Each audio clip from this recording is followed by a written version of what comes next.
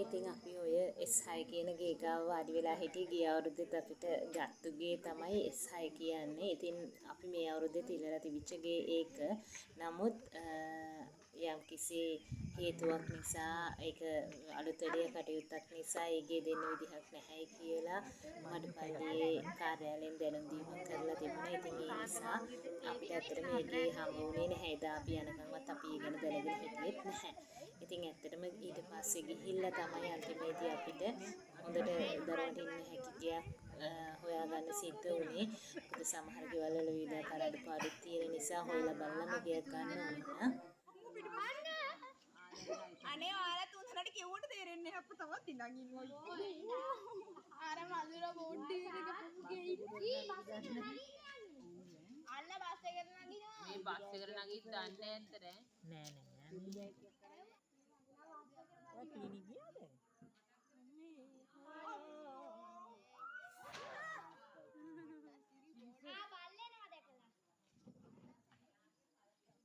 බල්ලේනවා දැකලා අර දෙක ඉතින් මේ අපේ මඩපල්ලි ගමනේ පළවෙනි දවස. ඒ කියන්නේ බ්‍රහස්පතින්දා හවස් වරුව. හැමෝම එකතු වුණේ හවස තිබිච්ච දිව්‍ය සප්‍රසාද මෙහෙයට සහභාගී වෙලා ඇවිල්ලා මේ විදිහට නිදහසේ කතා කර කර ඉන්න වෙලාවක් අපිට හම්බ වුණා.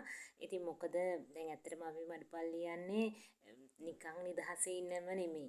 මොකද මේ දවස් 4ක කාලය ගත වෙන්නේ විශේෂ දිව්‍ය පූජා, ඒ වගේම විශේෂ යාඥා මෙහෙයවල්, ඒ වගේම විශේෂ වැඩසටහනුත් එක්ක.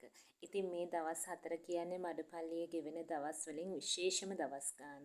ඉතින් ඇත්තටම කිව්වොත් බ්‍රහස්පතින්දා උදේ නිසා අපි පල්ලියට යන්නේ. ඒ වෙලාවේ උදේ පූජාවට සහභාගී වෙන්න කිසිම කෙනෙකුට අවස්ථාව ලැබෙනවා අඩුයි. මොකද අපි පාන්දර 6 විතර වෙද්දී එතනට ගියත් අපිට ඒ වෙලාවේ ඉඳලා මොකද දැන් ඇත්තටම දිව්‍ය පූජාවට සහභාගී වෙන්න නම් අපි ඇත්තටම සූදානමක් තියෙන්න ඕනනේ. ඒ නිසා ඒ වගේ හේතු මත පොඩි අයව දාලා යන්නත් බෑ. මොකද අපි ගිහිල්ලා එතනින් ගෙවල් වල යතුරු ගන්නකම් ඒ හැම වැඩ කටයුත්තක්ම සිද්ධ වෙනකම් අපිට ඇත්තටම මේ බස් වලින් පටවල අරගෙන යන බඩු ටික බාලා ගෙයක් ඇතුළට බඩු ටික තියාගන්නකම් අපිට කොහෙටවත් යන්න විදිහක් නැහැ. මොකද ඇත්තටම ඒ පරිසරයේ ඉතින් විවිධ සත්තු ඉන්නවා. මොකද වඳුරෝ ඉලව් වගේ සත්තු ඉන්න නිසා නිතරම ඒ සතුන්ගෙන් හානි සිද්ධ වෙනවා. ඉතින් ඒ හේතුව නිසාම අපි ඒවා තියලා යන්නේ නැහැ. එදා දවසේ අපිට දිව්‍ය පූජාවට සහභාගී වෙන්න අවස්ථාවක් ඇත්තටම ලැබෙන්නේ නැහැ. ඒ නිසා හවස තමයි එදා දවසේ වැඩසටහන් පටන් ගන්නෙ. හවස 4ට මේ දිව්‍ය සප්‍රසාද මෙහෙය පැවැත්වෙනවා.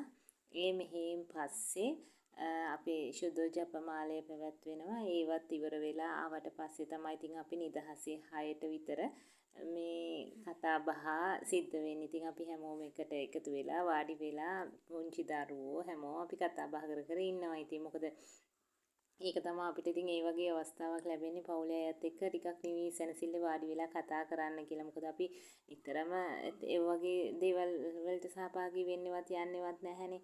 ගෙදර ඉන්නකොට අපිට තියෙන්නේ ඇත්තටම අපි ගොඩක් කාර්යබහුල වෙනවා. මොකද දරුවෝ ඉස්කෝලේ යනවා, එයාලගේ පන්ති තියෙනවා, ඒ වගේම එයාලගේ ඉස්කෝලේ වැඩ තියෙනවා.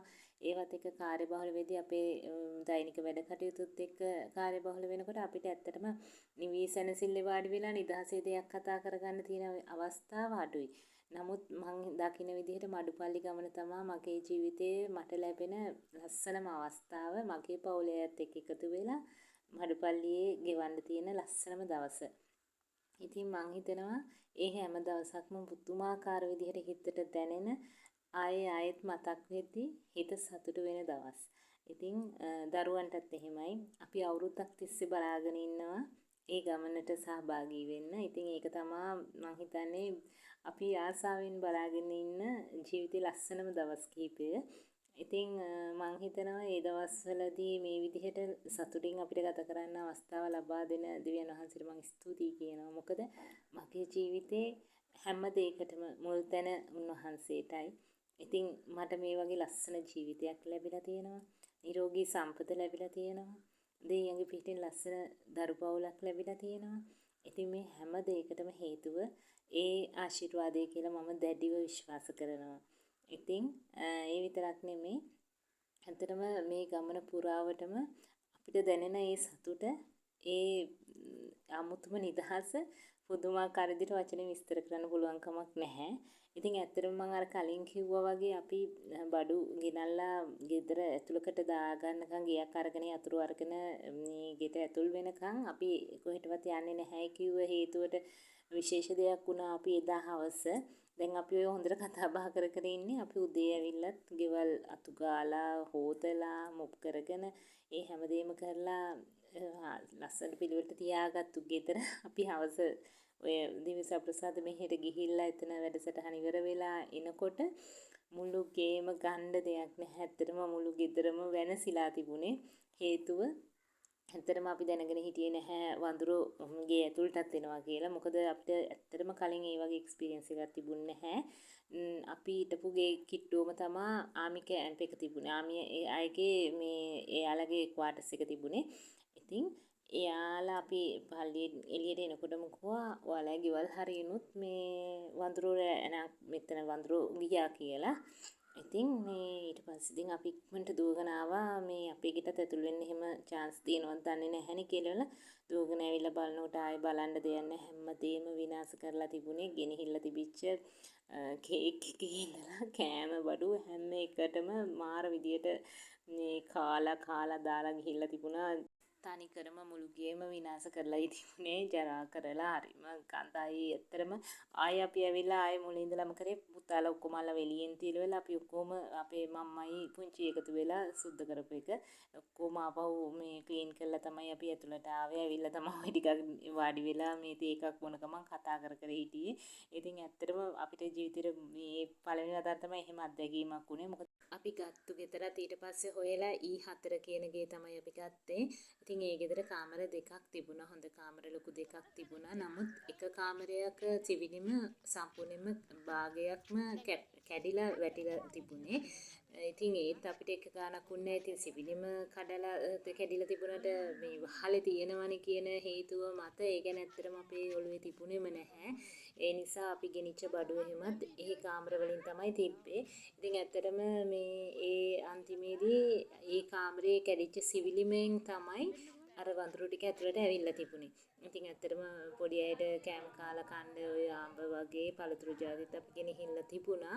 ඉතින් ඇත්තටම මුළු ඔක්කොම ටික කාලා කරලා තමයි ඒගොල්ලෝ ගිහිල්ලා තිබුණේ. ඉතින් ඒකට කාටවත් වරදක් කියන්නත් බැහැ. අපේ නොදැනුවත්කම නිසා අපිට ඒ වරද වුණා කියලා හිතන්නත් පුළුවන්. ඉතින් ඇත්තටම කොහොම හරි අන්තිමේදී පල්ලි ගිහිල්ලා එනකොට ඒ වෙනකොට ගෙවල් 5-6කටම ඒ විදිහේ වඳුරන්ගෙන් හානි සිද්ධ වෙලා තිබුණා. ඉතින් කොහොම හරි වෙනස් අත්දැකීමකුත් ලබාගෙන කට්ටිය එදා දවසේ ඒ විදිහට නිමා කරද්දී අපි ගත්ත ෆොටෝ ටිකකුත් මේ විදිහට ඔයාලට බලන්න මන් දැම්මා. ඉතින් තව ලස්සන වීඩියෝස් ෆොටෝස් ඔයාලා වෙනුවෙන් අරගෙන එන්න බලාපොරොත්තු වෙමින් අද මේ vlog එකෙන් මම සමුගන්නවා. එහෙනම් ඉතින් තවත් ලස්සන මඩුපල්ලි vlog එකකින් අපි මුණ ගැහෙනකම් ඔයාලා හැමෝටම ජයග්‍රාහී සුබ දවසක්